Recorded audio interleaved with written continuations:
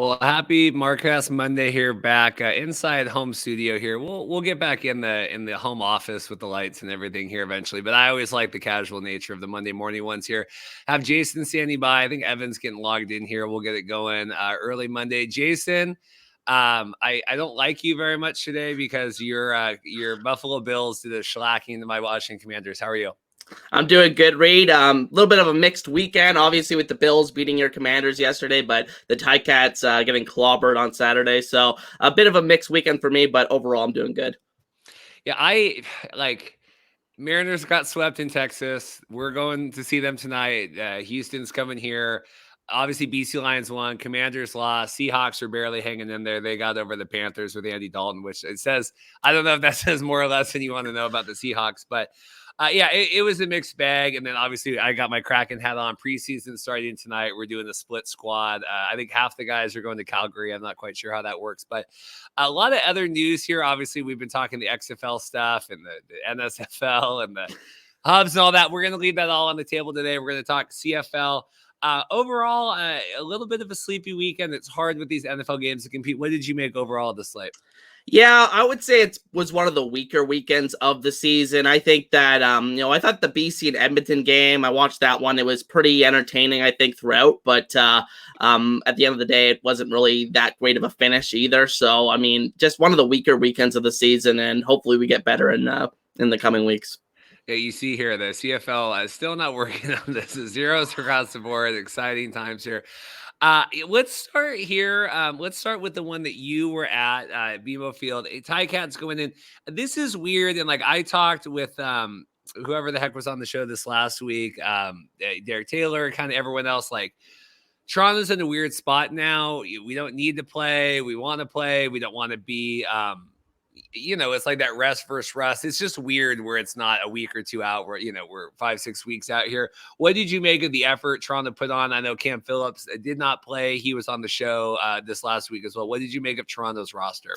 Well, I think the major difference between the roster compared to normal was AJ Ouellette. They rested him for this game. Andrew Harris was put on the 6-game injured list, I think, trying to get him ready for the playoffs. So those are just the main differences from the roster, and they just really kind of hit the ground running in this one and were able to really just take it to the Ticats once again. It's like I was saying before, after Labor Day, I've seen this game like 3 times this year. Like it's the exact same game. The Argos pull away in the first quarter and Hamilton tries to play catch up the rest of the game, and they just simply cannot do it against this team. There's just such a talent gap, it seems, between these two organizations right now. Are you surprised that we're not seeing that Chad's still running out there? I mean, he did not have the cleanest game. He had the 2 picks, and it was almost 2 pick sixes, right? If I was kind of watching, like we're not seeing Brian Scott, we're not seeing Ben Holmes, we're not seeing anyone else. Yeah, I'm kind of surprised that he stayed as late into the game as he did. Actually, he stayed the entire game for the Argos. So I was surprised that they didn't pull him out in the fourth quarter, but I guess it was still a 2-score game at that point. Not that they needed to win the game, like you said, but I think there's some incentives in Chad Kelly's contract about, I think, if he wins MOP. So I think that's also a motivating factor down the stretch. And the fact, like you said, that there's 6 games, you can't rest everybody for 6 weeks in a row. So it's going to be very interesting to see how the coming weeks play out for the Argos. Yeah, no, it's like, it's a good problem. It's a first world problem. They're kind of having to navigate that. I mean, certainly, I think you would take the first first division bye, kind of all that stuff. Just surprising me. It felt very much like Patrick Mahomes running around yesterday against the Bears, and you're up 40-3, and Taylor Swift's in the suite. And like, okay, Patrick's got his ankle rolled up. Like, what are we doing here? Do you think that Chad Kelly at this point is the MOP? I know we've batted that around in our group chat, and obviously Zach Claros, and he's kind of always perennially there as well. What do you make of Chad Kelly's chances? Well, a few weeks ago, I would have said Chad Kelly over Collaros, even though there was a statistical gap. Like, Collaros' numbers are better, I think, just plainly stated. But I think, what I was going to say is that Chad Kelly is really the story of the CFL season and the narrative we see time and time again in sports plays into these awards. And the fact that Collaros has won the last 2 years, I think there would be a little bit of fatigue. But Collaros is just kind of separating from the pack at this point, just because of some mediocre performances from Kelly and the fact that the Argos don't really have anything to play for down the stretch here, whereas Winnipeg is probably going to have to play, out the string here the rest of the season. So I think, it's Collaros' award to lose right now. Yeah, that's kind of the interesting part about it. Winnipeg, and I've got here, this tab up. Tight division, and we'll talk the West. Blue Bombers being on the bye this week certainly kind of at least gives them a chance to rest up. But VA, you don't think Vernon's got any chance? You think he's played too sloppy? Yeah, I think the turnovers have just piled up too much. Like, it's one thing to say he just had those 6 turnovers against Toronto earlier in the year, but there's been a couple of games like that the last couple of weeks. I think 2 interceptions in this past week, and then last week against Ottawa, I think he had 3. So they're piling up in a hurry here. In terms of Ticats here, 6-8. Redblacks seemingly out of it. How are you feeling, the welfare check kind of Ticats fan right now, resigned to be playing the Alouettes in the East semis? Well, I think you can look at it 2 ways. I mean, you can look at how they play against the Argos, which they're 0-4 on the season. They've looked completely uncompetitive. But you look at the other side of their season, they're 6-4. The rest of their games, they're 6-4 this season. So, I mean, they've proven that they can beat a lot of the good teams in the CFL other than Toronto. Obviously, Winnipeg and BC they beat. So we'll have to see how they do down the stretch this year. I'm not overly concerned that they're going to miss the playoffs or anything, but this loss combined with Montreal's win on Saturday makes it very hard for the Ticats to potentially finish second. And I think they really need to have that game at home, given how the Alouettes have kind of dominated them recently. I know the Alouettes won both of the games in Hamilton this year, but I think in a playoff environment, Hamilton would have a better chance to win that game if they had that game at Tim Hortons Field. So I think the chances of that are pretty slim at this point, given the results of this weekend in Montreal owning the tiebreaker. I know obviously geographically they're close. Ticat fans travel pretty well to Toronto. Was it when you were there on Sunday? Yeah, absolutely. Yeah, absolutely. Almost every time, like the Ticats really boost the attendance there for the Argos. I always make it a joke to my buddy on the weekend. I was saying I'm gonna go out to the game because I gotta boost the Argos attendance numbers. So we usually do that. Like me and my friends usually go to Toronto every time they're in town. So just didn't end up on our way this time. Yeah, don't get it. Wasn't that they had the big fights there a couple years ago with they got a little out of hand, a little rowdy after. In terms of your quarterback here, Taylor Powell, aggressive here, 27-42. Obviously had a couple of picks on that. Butler getting a little bit of work. What did you make of kind of the offense the Ticats put together? Honestly, they played terrible in this game. I mean, 14 points, obviously not a very good output, but I think they looked even worse than that. I think they really were only able to move the ball in the fourth quarter when the Argos defense backed off a little bit. Very few big plays. There were a lot of 2-and-outs. There were a lot of pre-snap penalties. Taylor Powell threw one of the worst passes you'll see in the CFL this season, an interception on a flea flicker play. So usually when you run a flea flicker play, you're looking to throw it deep, but he decided to throw it right back over the middle, got picked off by Winton McManus. Winton McManus had a great game in this one with 2 interceptions. So, I mean, the Ticats offense just did not look very good in this one. Taylor Powell also had an intentional grounding penalty in the end zone that led to a safety for the Argos. So did not have a very good game in this one. But like I said, it's weird because he plays so poorly against the Argos, but recently against the other teams in the CFL, he's looked pretty good. So it's hard to get a read on Taylor Powell at this point. You were going to say, you see one of the worst passes of the weekend. I saw Deshaun Watson throw probably a worse pass down for the Cleveland Browns. But no, in the CFL, that's fine. I know we've been talking with this and I don't know. I mean, we're still talking Bo comes back. I don't know if 16 weeks of rested Bo does anything at this point. I don't know what the Ticats do next year. This feels like I said, kind of going into the slaughterhouse. It is the Alouettes. Just, I know, was it Hamilton beat Toronto in the semis? Was it 2 years ago when they went to the Grey Cup? I get it. It can happen and all of that. I don't know. What do you make of the long-term play here following the season for Hamilton? Well, it's worth noting that Bo was reportedly back at practice last week, doing individual drills, not with the team, but like working out in his own section of the field. So it's worth noting if he gets back on the practice field this week, we could potentially see him on the field as soon as this week against the Stampeders, which would be, obviously a revenge game for him. So that would be very interesting to see what happens with that. But I think at the end of the day, I mean, it's not really an inspiring option given what we've seen from Bo Levi this season. Powell has shown some signs, but also some signs that are like, that raise red flags for you. I think he holds the ball way too long.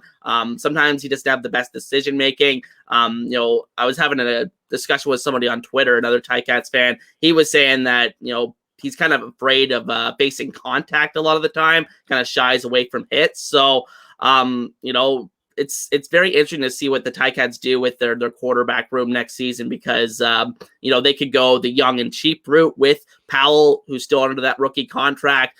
They could bring back Bo if they're insane, or they could go and bring in someone from somewhere else in the league. So it'll be interesting to see what they do this offseason and how this season ultimately ends for the Ticats. I don't know. I just feel bad. Like, obviously, and we talked preseason. I mean, we've talked a lot here, and Ticats making the big move and doing all this, and we're hosting. I know when we were there 2 years ago, they're like, "This isn't the real Grey Cup," and COVID and kind of all that stuff. Okay, now we're going to give it to them again, and there was all that controversy. People, why? How come Hamilton gets it again? Whatever. We're doing it. I mean, it does sound like the events around everything are going to be great. I know we have someone from the Grey Cup Festival going to be coming on here at some point to kind of preview a lot of that stuff. But it does feel like kind of this wasted year of we're doing it again. And, Ticats just last year was really forgettable. And it feels like this year is going to be pretty forgettable as well. Yeah, it just felt like they never really got off the ground this year. Obviously, with the 0-3 start, that doesn't help matters when you dig yourself that big of a hole, and they're still haven't got back to 500. If they won this game, they would have got back to 500 for the first time this season. So, I mean, really tough season to watch as a Ticats fan. But, I mean, honestly, when you look at it from a year ago, I think they actually have a better record at this point of the season than they did last year, which is saying something. Yeah, last year was kind of burn the tape. That was, and Dane kind of going crazy and all that. In terms of Powell long term, has he succeeded well in this? I mean, we got Schultz floating around as well. Like, do you feel like he's, whether it's with the Ticats or elsewhere, has kind of proven himself through all this year? Well, it's worth noting that he is a true rookie in the CFL. He's not one of these guys that sat on the bench for a year. This is his true rookie season. So, I mean, he's been asked to do, an awful lot for a guy that's in his true rookie season in the CFL, just like Dustin Crum. And I would say between the two of those guys, I have more confidence in Taylor Powell's passing ability than Dustin Crum's passing ability. But Dustin Crum brings that, athleticism to the table that, you really can't teach. So, I mean, it's tough to say who I would choose between those two guys. If I had to pick a team, pick a guy going forward between those two guys. But in terms of Powell going forward, I think I would ride with him the rest of the season if Bo is even, like if Bo doesn't look good in practice, I wouldn't throw him out there to start because, I mean, I think Powell's shown enough to continue to start. And I think the thing with Matthew Schultz is I like Matthew Schultz, but it seems like every time he gets a chance to, be the guy, he gets injured after like 2 or 3 games. So that's just the sad reality of his career. He's a great backup quarterback for a couple of games, but doesn't seem like he's anything more. Yeah, I think people are high on Powell. I know Derek Taylor is really high. I mean, people seem to think he has a lot of promise. And like you said, being thrown in there, it's so hard and learning on the job. And, you got all the heading into the season, like you got everything built around. We've got this megastar coming in and all this, world kind of falls apart. I think Dustin's done as about as well as he can as well. Yeah, James has a comment here. Crum's on his first year as a starter, but next year he's a top 4 quarterback in the league. And Tim Capper checking in here, I guess, talking excited Hamilton and Ottawa, Alouettes and Hamilton will be playing back-to-back in weeks 21 in the East Semi. So we'll be excited here coming down the stretch. Any other comments, anything you want to make about this game? Hamilton, just, I don't know, going into the buzzsaw here again, Hamilton. Yeah, I mean, it'll be interesting to see how the rest of the Tigercat season goes from here. Like I said, they have Calgary at home next week, which could be a massive game. Obviously, for the Stampeders, it's basically do or die next week, so that will be a huge game for both of these teams. And then I think they have BC at home, Saskatchewan on the road, and then Montreal on the road to finish out the season. So it'll be interesting to see how many wins they get out of that last 4-game stretch. Yeah, just looking ahead here. Yeah, if you got Calgary, if you had Bo coming in at least to play a little bit there, Calgary at Hamilton, that would be exciting on here. We talked about this, and we can talk more, later. But this Toronto at Winnipeg could be interesting, could be not, just because of the way that kind of Toronto's playing their guys right now. But let me get out of here. All right, so let's move ahead here. The other game, speaking of Alouettes. Alouettes at Calgary here. We say every week these are kind of do or die games for Calgary. Calgary doesn't come up big. What did you make of this? The Alouettes, showing here against Calgary. I think it was more so the Calgary Stampeders losing this game than the Alouettes winning it. Sad to say. I think the Alouettes played pretty well in this one. Fajardo had the one mistake, but I think overall they had a very clean game. Whereas Calgary on the other side, it was just full of blown opportunities. They had a couple picks. Jake Maier had a really awful pick in the second half where they were down by, I think it was 11-8 at that point.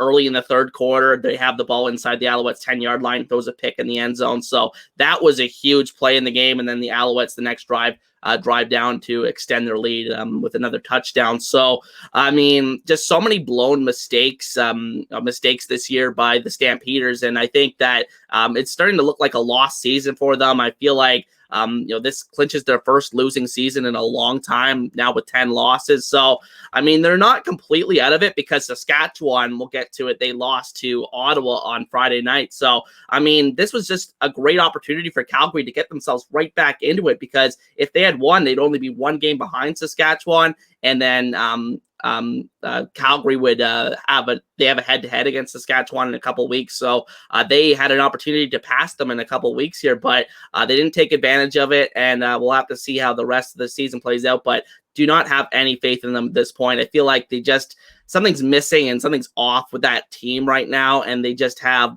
no ability to, win games. They don't have that composure late in games, even though they've been in a lot of close games this year, even though this wasn't one of them. Yeah, I don't know. To me, and we've obviously talked about this a lot, kind of the Elks of it all, and just how different I think the season would feel if Edmonton, even losing to BC here over the weekend, played really well, right? And I thought that I have no faith in BC at all, but to have Calgary play as poor as they are, if the Elks had even had a semblance of a game plan going into the season, I think Calgary would look even far worse than they do, and they look terrible in the standings anyway, 4-10, but God knows what that is. It's so weird to me, like this Jake Maier, and it feels kind of like Mac Jones sometimes. Like, okay, we get a bunch of completions, we're moving the ball, but you're never really moving the ball. You're kind of just check down the whole way down the field. You've talked about that kind of the lack of aggressiveness that you think that Jake Maier has. I just don't know what the game plan is for them as well. I think like we were talking Taylor Powell. You get to this point in the season, like what do they do next year? And I don't know what Calgary does, if there's enough there or not to kind of blow it up, or do you just ride with Maier again? Yeah, exactly. And to build on our point earlier about Dustin Crum and Taylor Powell, it's it's easy to say, oh, these guys could grow into something next year, and you see their trajectory. But the thing with Jake Maier is we thought he was fantastic. His first 10 or so starts in the CFL.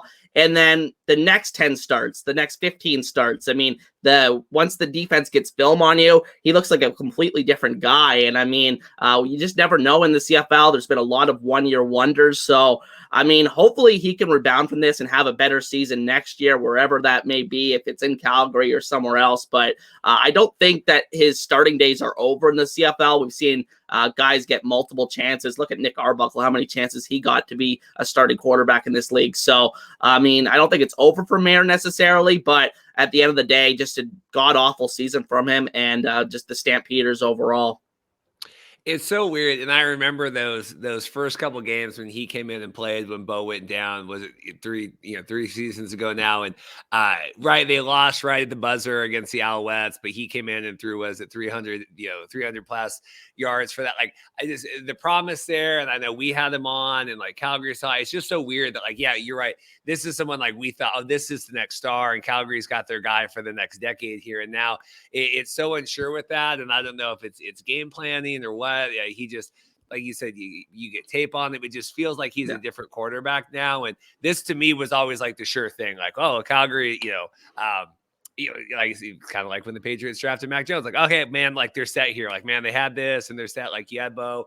Now you're gonna have Jake for that. I think he's a really good guy. I want them to figure this out because I think the CFL is obviously in a better position when all the teams are successful, but especially Calgary. I mean, it's just a shame when you see these kind of empty stands right now, and I just it seems like they're in a little bit of a like loose footing, if that makes sense. Yeah, for sure. And just to add another player to that, comparison, another guy that hit the wall was Dane Evans last year, right? Like, again, looked great that first season as a starter back in 2019 when Jeremiah Mazzoli went down, and then looked pretty good in 2021, got them to the Grey Cup again, and then last year just completely hit the wall once he made those first 10 or so starts, and after that just the defense figured them out. So I mean, like I said, it's very tough to tell with these quarterbacks. Well, and yeah, and you talk Dane, and even with all the injuries this year, they were talking, oh, BC, like, are they going to trade for Dane or what's going on? Like, I mean, he didn't look phenomenal. Was it in the one star he played when Vernon was out? Like, I mean, it's I would take Dane over a lot of guys, but it wasn't like he was setting the world on fire of, oh, BC's got, like we kind of thought hypothetically before we kind of saw Dane play. Yeah, exactly. And it'll be interesting to see if one of these teams this offseason makes Dane their starting quarterback in free agency. Like, I wouldn't rule it out.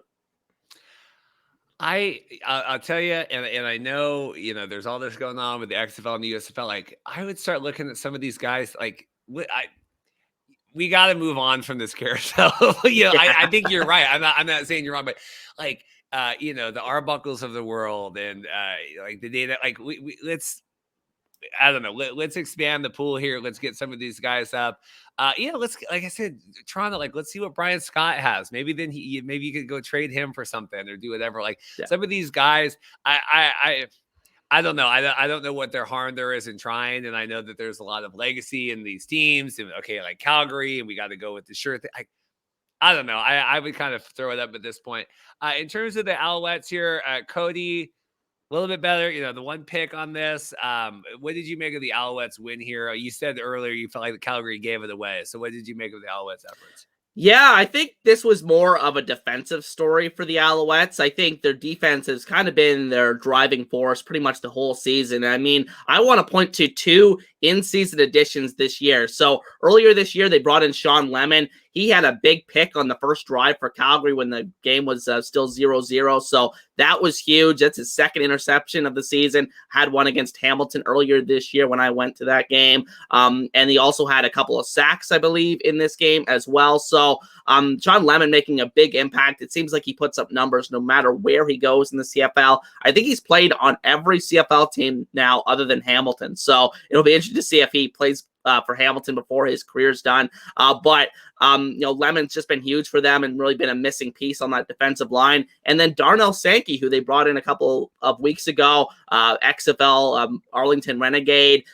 He was the CFL tackles leader last year and in 2021 with Calgary. So a bit of a revenge game for him going back to where his CFL career started. So those two guys, and it was already a strong defense before they came in. I think it's really the missing piece for this defense. And, my big concern with the Alouettes is just their offense and their lack of, explosion. I think that they're just not that high upside of an offense, and that they struggle in these, matchups with BC or Toronto or Winnipeg, because those guys can put points on the board quickly and Montreal just can't keep up. So I think at the end of the day, that's just kind of where I'm at with the Alouettes. They improved to 7-0 against all teams that are not Winnipeg, BC, and Toronto. So that trend continues with their season. So we'll have to see if they ultimately go 11-7 this year, and that trend plays out the entire season, because they don't have any games left against those top three teams. So the Alouettes, very weird team this year, and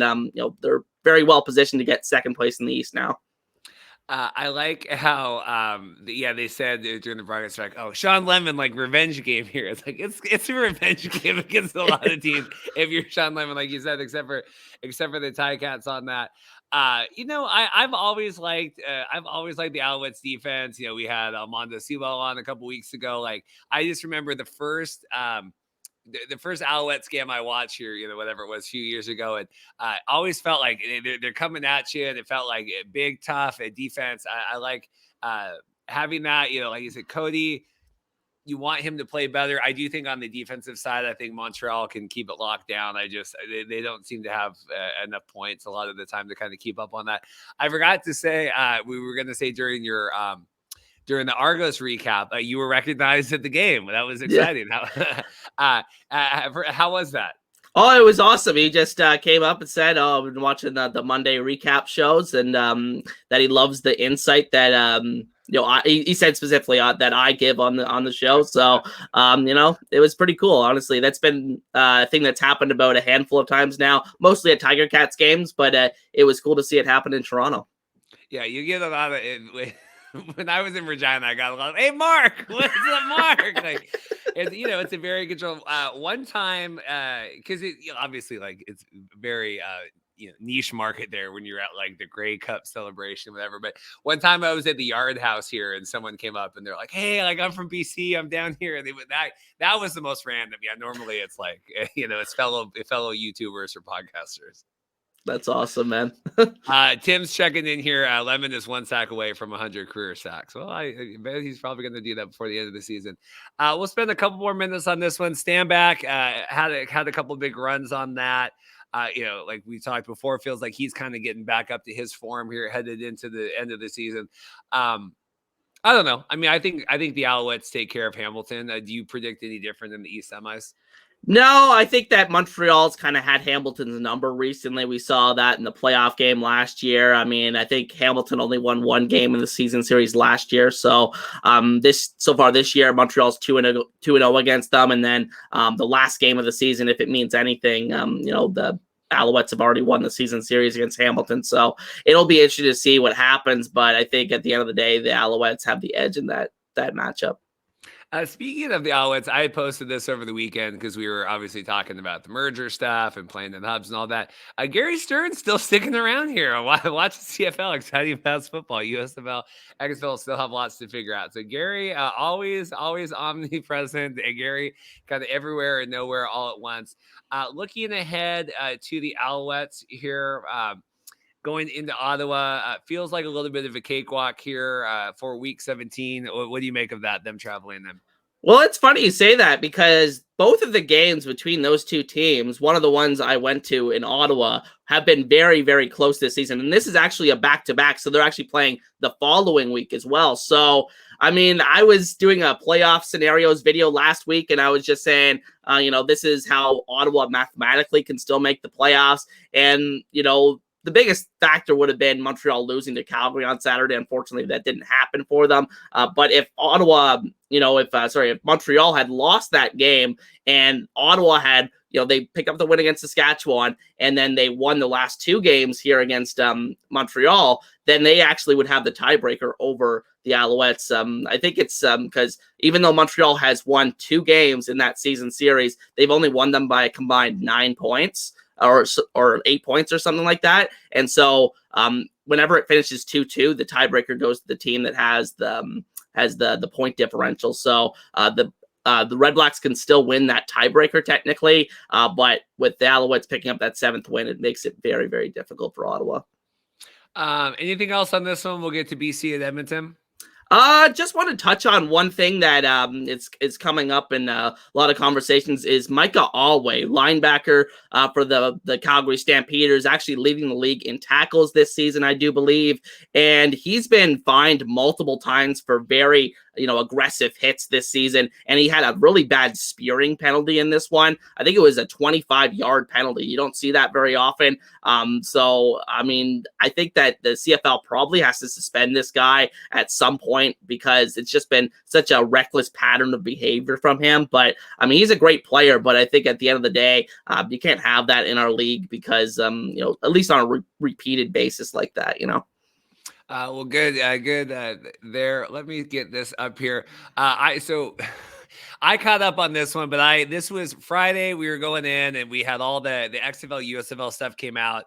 That really went crazy. Like it was so funny because if anyone's not tracking, like the report came out, they're going to be in the hubs, and it's going to be 12 teams, all this kind of stuff. So I was like, oh my god, because I got the email because I'm probably whatever. Anyway, I emailed it or I tweeted out. And I'm kind of watching the Mariners, kind of keeping an eye on because it was the early Friday game before BC came on. I'm kind of keeping track of everything. And then obviously people saw it. It just ended up going crazy because it took a little while for people to kind of figure out what was going on. But I had left. Dorothy and I went out to dinner. We were seeing our friends. I have no faith in BC at all. Like I said, I predicted Edmonton at home. Evan, who maybe Evan's just sleeping in today, which I would imagine. Like Evan's, texting me like updates because I'm, and like he's like, okay, they're driving. Da, da, da, da. No faith in this. Went back, caught up on this. This was a very exciting game. Obviously, BC, won by a score. It doesn't feel like as dominant a win as I would expect. What did you make of this one? And then we'll kind of get into the specifics. Well, even though they gave up 29 points in this one, I really thought it was the return of the Donut Boys. I thought that the BC Lions defense really set the tone in this one, shut down Trey Ford's running ability. He really didn't get anything going on the ground this entire game. I think he finished with 40 yards, but those all came basically on that last drive. So they really hemmed him in, made him become a passer, and he really just couldn't beat the Lions defense with the pass. So, I mean, I thought the BC Lions defense looked really, really good in this game. And I thought the only reason this game was close was because of the turnovers from the BC offense. Vernon had the pick 6 in the first quarter. He had a pretty bad pick, I think, in the third quarter as well. So there was a fumble along the way somewhere as well. So a lot of mistakes from BC's offense in this one, but I thought the defense looked really good in this game, besides maybe a few drives. But I think the Lions, this was one of their better weeks in a while, I would say. Yeah, Trey looked very, very uncomfortable trying to having to scramble. Like you said, I do think they took away his rushing ability on that. 20 of 27, no picks, but the two, the two TDs on that. In terms of, Kevin Brown, pretty shut down as well, not doing a lot. I don't know. It was exciting. I mean, there was a lot of turnovers, and I think there was a fumbled, or there was a punt return for long. I mean, it seemed a little more back and forth than maybe the score would dictate here at the end. I don't know. I had predicted Edmonton the other way on this. Should I feel more confident now? BC headed in now to the kind of final stretch. Well, I actually picked Edmonton to win this game as well on my channel, so you're not alone on that. But, I mean, I still have confidence in BC, even if they had lost this game. Edmonton, I just had a lot of faith in going into this game, just the vibes around that team. But clearly, BC is still the better team between these two. I think the talent gap really showed in this one, and I thought that, like I said, if it wasn't for the turnovers, this game could have been like a 20-point deficit. You're getting Taekwon and Mizell back in here. Obviously we had talked about kind of the lack of rushing the last couple of weeks and, playing from behind. Good to see him there on that. Like, I love Vernon. I just don't think Vernon can throw, 30, 35 times a game. I think you need to kind of have a more developed offense there with that. In terms of, I had a comment I was going to lose. Here I was looking ahead next week. Saskatchewan at BC, I would say, well, that's a cakewalk. I don't feel that way right now. What do you think of a hungry Saskatchewan going into BC next week? Well, I mean, it's tough to say given what we saw the last two times. The last time these two teams played, where Saskatchewan upset BC, and that was one of the upsets of the season at that point. So you can't count Saskatchewan out, but I think this time BC is going to remember that game, and they're going to be able to win that game at home. But nobody can be counted out in this CFL this year. There's very few teams that are just that just lay down and don't put up a fight. So I think that will be a close game, but I think BC will probably win it.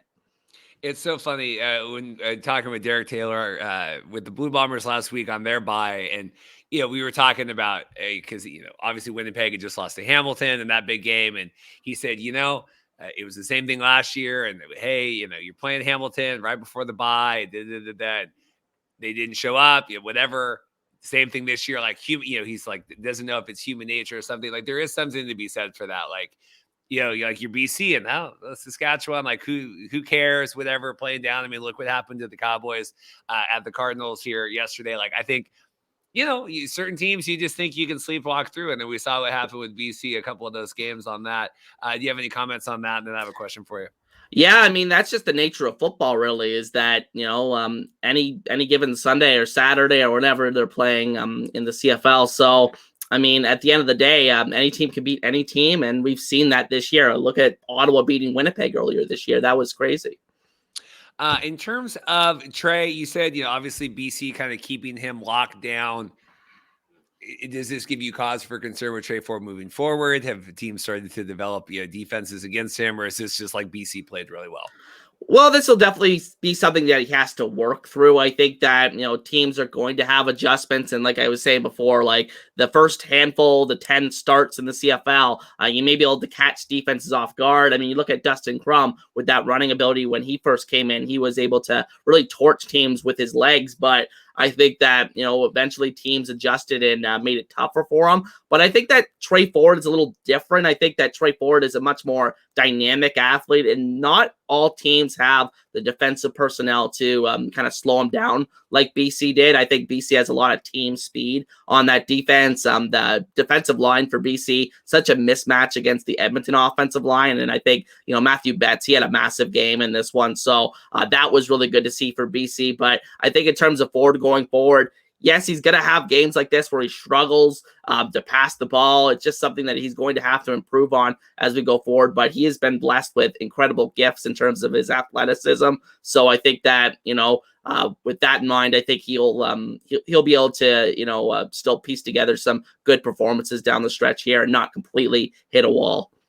Yeah, you saw Betts had a really good game. Really came after Trey, kind of friended the show there on that. So good to see. I don't know. I think BC.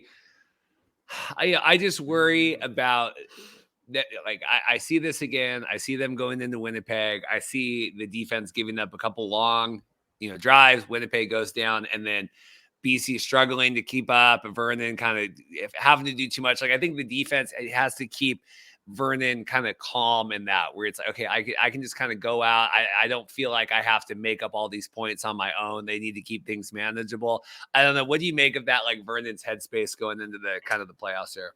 Yeah, I mean, he's just such a frustrating player. And he's always been like this, like ever since he became a starting quarterback in the CFL. I mean, probably the best version of himself was in 2019 with Montreal, where he was a borderline MOP candidate in the East Division. And I think, even then he had a lot of up and down games. I mean, there's games with him that, just the decision making just isn't there. I mean, I used to say his biggest weakness was his accuracy, because he used to be a lot less accurate of a passer. He used to be like in the 50%, range in terms of a passer. But I think, that's aspect of his game has really improved. And I think it's more so the decision making at this point. He just cannot throw the game away for the Lions. And I think that that's going to be the key when they go into that matchup against Winnipeg, because it's really looking like that game is going to decide a lot in the CFL. And it's worth noting that that game is in BC. So it'll be interesting to see what happens in that game and ultimately who gets the tiebreaker there, because it looks like whoever wins that game is going to finish first in the West.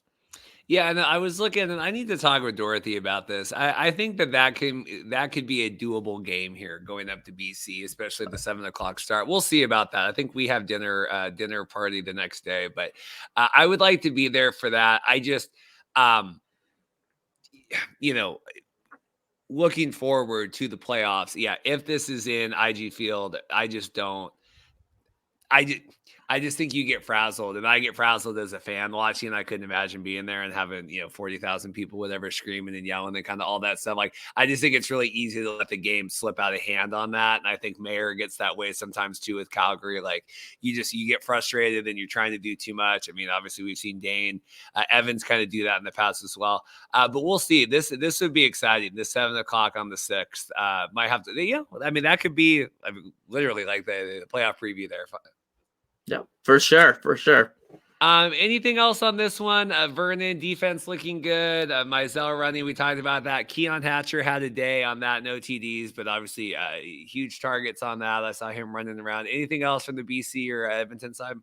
Yeah, I mean, you mentioned Hatcher. I was going to shout him out. Javon Katoy had a really nice catch and run in this one for a touchdown. So that was nice to see from him. Like I said, I've said this a million times. BC just has so many weapons. I mean, Javon Katoy might be the 4th, 5th option in that offense, and he can still create some dynamic plays for them. And then on the Edmonton side, Jake Serezna, I thought, had a really good game pressuring Vernon. I thought that the Edmonton defense wasn't that poor in this game. I thought that in terms of the run defense was probably where it was the biggest Achilles heel. Mizell had a really good game for BC. So, I mean, I think Serezna had a really good game, and then Dylan Mitchell, a wide receiver that I was really high on going into the season, had a pretty good game for Edmonton. So that was good to see from him. Yeah, Serezna, it's good to see him he's had a tough season. I know he had some injury stuff, right? Wasn't he involved in some of the Mazzoli, whatever? And I think he was fined a little bit. Like, he's a friend of the show. He's been on in the past. Like, good to see him because I don't know. I think it was probably a kind of a messy first half of the year for him with a lot of that stuff going on. So good to see him bounce back from that because, unlike, God, what was the guy's face? The Garrett, what was the Garrett Marino? I don't think Serezna is going in there trying to rough up or do whatever. I think I think you get caught up in the moment sometimes. I think there's a lot of that. Yeah, for sure. And I think the thing with Marino, it was just the way he acted after he did that, and just the way that, he never really, apologized for it. Look at Pete Robertson when he did that headbutt a few weeks ago to Collaros, and we don't really talk about that now because, he was a man. He talked about it, accepted responsibility for it, apologized to Collaros for it. So, water under the bridge from that point. So I think the thing with Marino is just, he just had that reputation. that headbutt's still wild. I remember showing Dorothy that. It's like, what is going on here? So what is this? So Edmonton on the late bye here, week 16, right? On the bye, and then they're going into Toronto. Again, we don't know what Toronto looks like here. Edmonton, are we totally out of it? I mean, do they have any chance here? You track this stuff better than I do. Yeah, I think they're cooked. I think they're done because now they picked up an 11th loss. That's even more losses than Calgary has, and I mean, I'm really low on Calgary's chances at this point. Edmonton doesn't have the tiebreaker over Saskatchewan or Calgary, so that's not good news for them. And I don't think there's really much more than a mathematical chance of them making the playoffs at this point.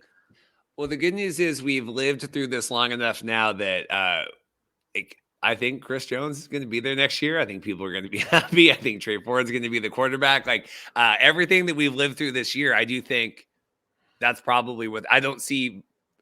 I'm like, even just, 6 weeks ago, like, I mean, am I wrong in that? I see them trotting this out again next year now.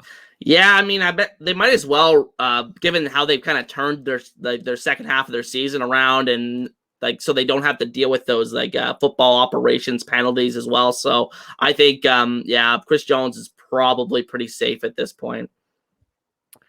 Going in here, let me get this up. Last game here, the early Friday night game, feels a little bit like the battle of the mids here. We got the Saskatchewan going into Ottawa. What did you make of this one, 28-36? Yeah, I think the story in this game was Saskatchewan played pretty well out of the gates. They had a couple of nice touchdown drives to begin the game. But right at the end of the first half, there was a sequence with less than a minute left where Jake Dolegala throws a pick six to, I think it's DeAndre Lamont is the guy's name for Ottawa. And so he got a pick six, and then they get the ball back, and then Jake Dolegala fumbles the next play, and they get a field goal out of it. So that's a 10-point swing in the last minute of the first half, and Ottawa was able to carry that momentum forward and made a ton of big defensive plays in the second half, got a couple of more takeaways. So they were able to finally break that losing streak. Yeah, I mean, if you're Saskatchewan here, and you're looking at the standings, where's my standings tab? Like, I mean, I don't know if this is more worse than the BC drop in some of these games. Like, how do you drop a game to Ottawa here going in when you're still in playoff contention? It's crazy to me.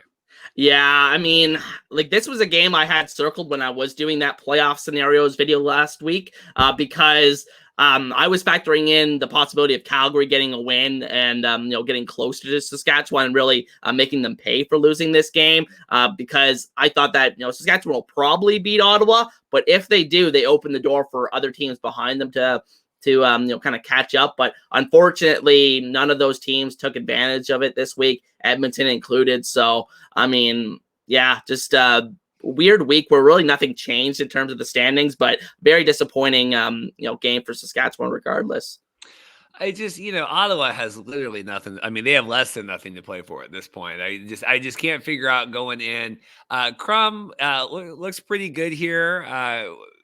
Not running. Well, I guess right. Yeah, 53 yards. I guess kind of scurrying around here. Did you, Dustin, or are we higher or lower on him than you were a week ago? Probably higher. I think that, I was not totally out on him. I think he's had some games where he's kept the team in it, and, just the situation around him. Again, like I said, like Taylor Powell, he's a true rookie, so it's hard to expect too much from him, but I think he's learning a bit each week, and I think that Ottawa could easily have a couple of more wins right now. I mean, they had the game that I went to against Montreal where they completely collapsed in the fourth quarter. Obviously that game a couple of weeks ago against BC. So, I mean, that's 2 wins right there. So they could easily have 6-7 wins right now and be right in the thick of things. But obviously the season didn't go that way for them. Last week, people calling for Bob Dice's head. Are we feeling better or worse now? I don't think he's the guy. I just don't. I just some of the decisions I've seen this year, I just don't really have faith. I know a lot of the players like him. He's that classic players coach that, everybody's kind of vouched for over there. But I mean, I'm always skeptical when teams hire, a lot of people are like the promoting from within, like in terms of football, like those pro sports in terms of, hiring their head coach and whatnot. But I'm always kind of skeptical of that because I'm like, is the best person really inside your building? What are the odds that the best person is really inside your building? And I think that, Bob Dice is probably one of those guys that's better suited for a coordinator role in the CFL. Obviously has done that very successfully for a long time, especially on Ottawa special teams. But I think, in terms of being a head coach, the lead guy, I don't think he has it. It's hard. I like him. I think he's a really good guy. I think he's a good leader of men. It's just hard. It's like you said, promoting within. It's kind of like Jason Moss kind of getting fired and getting a promotion. In Montreal. Like, I don't know. We talked a lot about this, like in the corporate world, that you fail up until you get promoted up until the only way to know, like, basically your ceiling is to go there and then kind of fail or not do a good job at that. But you just keep riding up and okay, like this is where my ceiling is. And so, like you said, maybe that's where it is. I don't know where Ottawa goes from here. I mean, obviously we had the La Police stuff. In hindsight, was that good to get rid of him? I mean, do you feel like that has testamentally changed anything? Well, I think he was kind of the same thing. I feel like he was a head coach before he was in Ottawa. He was with Winnipeg back in the day, and then, funny enough, actually became Winnipeg's offensive coordinator later on. Came back to Winnipeg, and then obviously got the job in Ottawa. But I don't think he's really, a CFL head coach either, even though, he has a bit of experience from that. So, I mean, they had to make a change last year. I don't think that was the wrong move, moving off of Paul LaPolice as the head coach in Ottawa. But I think at the end of the day, the Dice hire just wasn't the right one to make. I think they needed to look outside the organization. But I mean, that's a kind of a general problem in the CFL, that the coaching talent pool is pretty low. And with this football operations caps, it kind of limits like how much they can pay and how much head coaches can assemble a proper coaching staff around them. So I don't know where Ottawa goes from here. I don't know if they get rid of Dice. They probably hold on to him for another year just because of that operations cap, but we'll have to see what they do. Yeah, I think you need to be able to, and I get the players and all that, and you got the salary cap and that. I think you need to be able to allow some of these teams, and I mean, like BC is fine right now with Rick Campbell, but like, if Amar Doman, like, if we want to make some moves here to bring in whatever, like, I think you should be able to do that. I mean, you see that down in the NFL and like, like the Walmart family with the Broncos. Like, hey, let's bring in Champagne. Let's do all the, we see how that worked out. But I'm putting you on the spot. What's the highest scoring the CFL ever has been? I mean, obviously, we saw the 70-20 Broncos Miami Dolphins game. Well, I remember there was a Grey Cup. I don't think this is the highest scoring game ever, but there was a Grey Cup in the 1990s. I think it was the last one before 2021 that was in Hamilton, and it was Edmonton versus Toronto. And I believe it was in a full out blizzard, it was like 40 to 40 something. Like it was a classic game. I think the 90s were pretty high scoring, if I do recall correctly. And I mean, we did see some really high scoring games in the early 2010s when we had these great quarterbacks, Anthony Calvillo, Henry Burris, Ricky Ray, all those guys were really at the height of their powers. So we saw a lot of shootouts, but that's probably the highest that I can remember the CFL being. I got it here. 111 points. BC 68 to 43 against Toronto. Damn. That's pretty exciting. That was exciting. But because I saw a lot of just speaking of this, like the Hodges of the world, and I'm like, this no fun league down in America. We got the fun, fast, exciting football up in Canada over here. Yeah. So there you go. 68 points the most team. Circling back to this before we get out of here, Saskatchewan, Delegala. I still hear people talking about Trevor Harris coming back this year. Like, I don't. Does that do anything for you? Trevor Harris comes back at this point?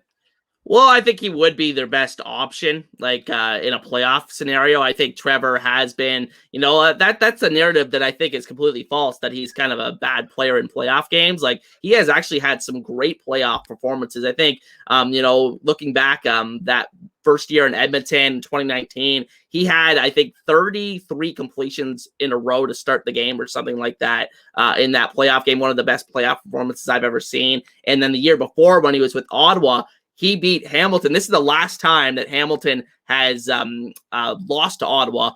He was with Ottawa, and he threw 6 touchdown passes in the East Final that year to send Ottawa to the Grey Cup. So Trevor Harris has had some big-time playoff performances, and if he's healthy down the stretch, I mean, I think the big thing is, like, how likely is that, and how likely is he 100%? But, if he's ready to go, I think they got to throw him out there, because I think he stands a better chance of keeping up with Vernon Adams or Zach Claris in a potential shootout in the West semifinal. I get what you're saying. I don't know. I fundamentally have a problem with, like, if you get to the dance with whatever guy and then bringing back in, like, I get it. And it was the same thing last year where we had Vernon Adams, played fine, right? Kind of, I think BC had such a lead, such a lead in the stand. Like, it didn't matter, right? And Vernon, was kind of, I think, basically like 50-50, but got, did enough, got him there. Obviously, you're going to put in even Rourke, who wasn't 100%. Like, okay, we're putting in Nathan Rourke here. I don't know, if Delegala gets you, like, I don't know if he gets you there and you're really going to pull him. And, like, I get what you're saying. And Trevor Harris, it just, to me, it's disrespectful in that way. But I get it. Like, it's football and you kind of got to do it. Yeah, I mean, it's just like, I mean, it's easy to pull, for example, Taylor Powell off the game that he just had. But we were talking last week. I mean, people were like arguing amongst Ticats fans, like, who gets the start when Bo's healthy? Like, does Bo go back in there? How do you take Powell out at this point? That's what people were saying. But I think, some factors play into this, like how much is the player getting paid? Like, obviously, Bo is getting paid like $550,000 this year. So, I mean, I think, Hamilton kind of, like, they have that motivation to put him back in. And I think Saskatchewan's kind of the same thing. So, we'll have to see how it plays out. But I do think there's something to be said, like you said, for playing the young player or the player that got you there. So, it'll be interesting to see how some of these teams navigate their quarterback situations as we get towards the playoffs. Like, obviously, this is now a moot point, the way that Zach Wilson has played the last 2 weeks. But, when Rodgers went down, there was all this, like, if he makes it back for the playoff, because Rodgers is doing some experimental, whatever, brace surgery, whatever. It's like, if Zach Wilson gets the Jets to the playoff, like, Zach Wilson is going to play them in the going to play for them in the playoffs. Like, you can't, if you are even in that position, it's because of obviously the work that Wilson has done. Anything else on this? We can start looking forward to next week. Anything else from Saskatchewan or Ottawa? I don't know. It's just a weird game here with Ottawa getting the win. Yeah, just a quick shout out. I want to shout out Braylon Addison. He is kind of the only CFL jersey I actually own from his time with the Ticats. He scored his first touchdown in a long time. I think it might have been since 2019 in this one. He's had terrible luck with injury issues. So it's good to see him get back on the field the last handful of weeks and got his first touchdown in this one, had a pretty good game. Yeah, it's interesting. So you high enough on him that you'd buy the jersey? Yeah, well, in 2019, he was CFL All-Star. So like him and Brandon Banks were like the best receiving combo in the CFL. I think he had like 1,300 yards. So he had that one great year, and I mean he was a big star at Oregon as well. So I was a big fan of him. And unfortunately, in 2021 when he came back, he actually changed his number to number 0. So right after I just bought his number 86 jersey. So just my luck, but I'm big fan of his game. You can't do that. What I can't remember who was it. I think one of the guys for the Vikings or something switched their numbers, and then they said if you bring it, like I'll give you. You can swap it out. Like well, you swap it out for the new one. Looking ahead here, I'm too far ahead. Time travel. Week 17, we talked about this. Toronto, weird roster stuff. What do you think? I was talking with Derek Taylor last week. Like, what does Toronto do here?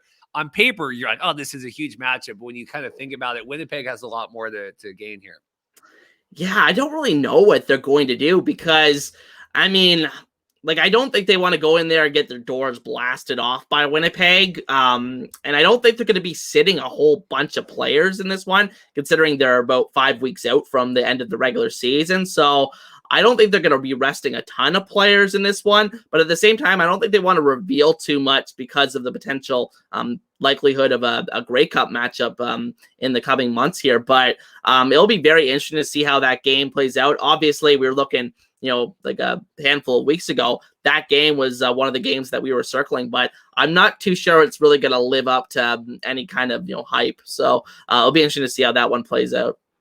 Yeah, I'm looking here. If you're BC, you cannot lose this game, especially with Winnipeg coming in the next week. Like you're back to back home. You don't have to travel like this to me. Cause if you're looking further ahead here, right? Okay. We're going into Hamilton. Yeah. Sorry. Calgary's coming in. This is a must win. You got to do this. You got to pile the wins. And then you got Winnipeg the next week. Like this has to be a get right game for BC. Let's shut down Delegala. Do you have any other opinions on that?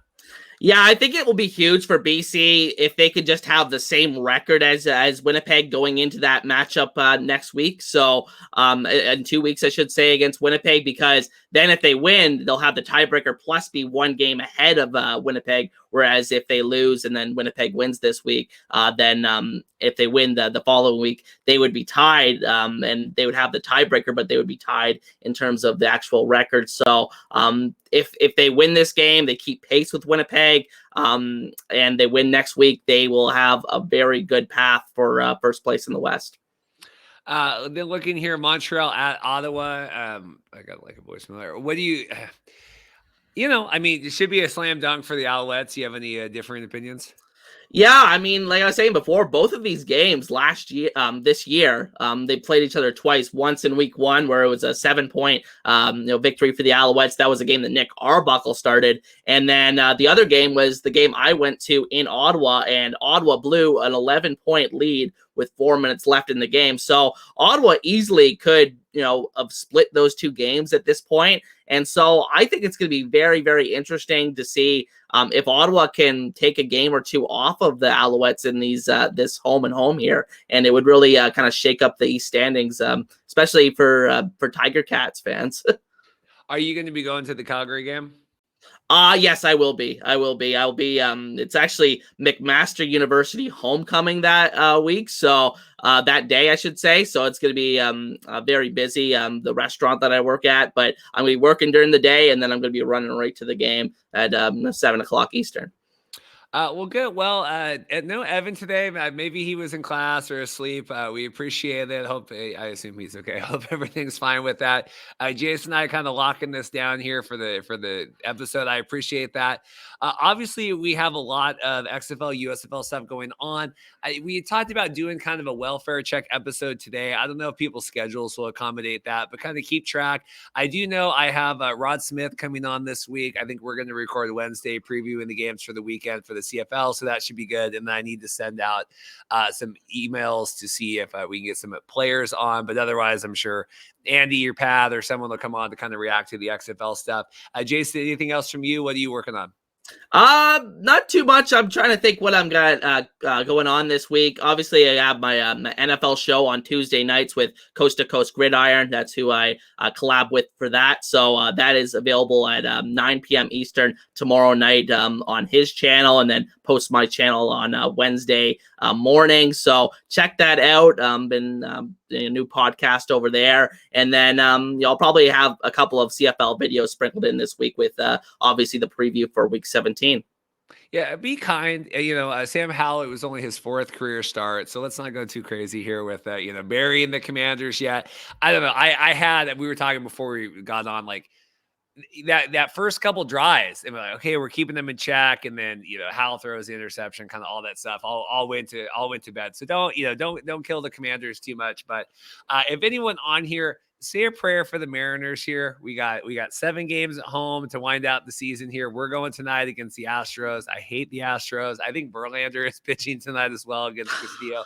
So this could be a rough one, but just like say a prayer. Like we're trying to win the AL West here. So anything else from you, Jason? No, I think that's about it. Let's put this one to bed. Awesome. Thanks, guys. I appreciate James. Yeah, keep it up. Best damn CFL show. Appreciate that. And we'll see you guys next time. Take care.